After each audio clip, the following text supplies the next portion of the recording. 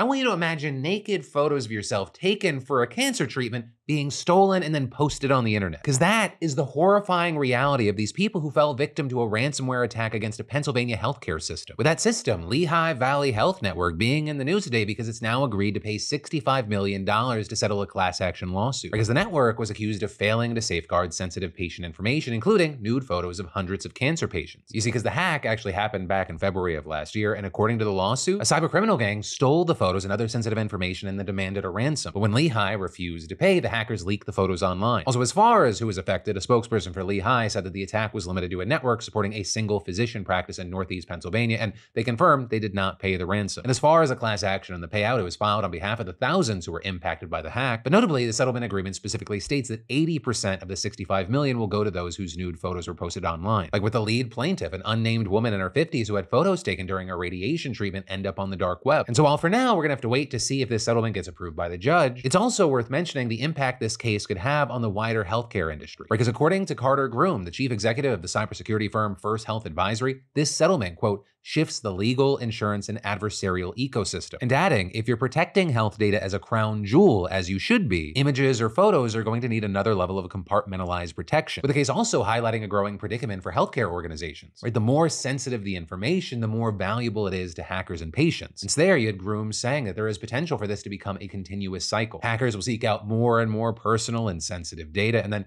healthcare providers have to settle more and more claims outside court, which then could also prompt some providers into paying ransoms for stolen patient data, with Groom saying other organizations will look at this case and say, well, maybe if I do pay $5 or $10 million in ransom, maybe I won't have to face a class action lawsuit. But then of course, paying those ransoms may just encourage more attacks and the problem just never stops. And while some may say the solution is obvious, just get better defenses, right? Well, as some experts have noted, there have been significant improvements made in the healthcare industry's cyber defenses, but they're still vulnerable. And part of that is actually due to their complexity, right? Because healthcare networks need to connect physicians, insurers, pharmacies, and countless vendors. So the development of better defenses for something so interconnected and all over the place, it's no easy feat. And then in general, there's always just this feeling of hackers will always be one step ahead, whether from tech vulnerabilities that end up getting exposed or just classic phishing scams.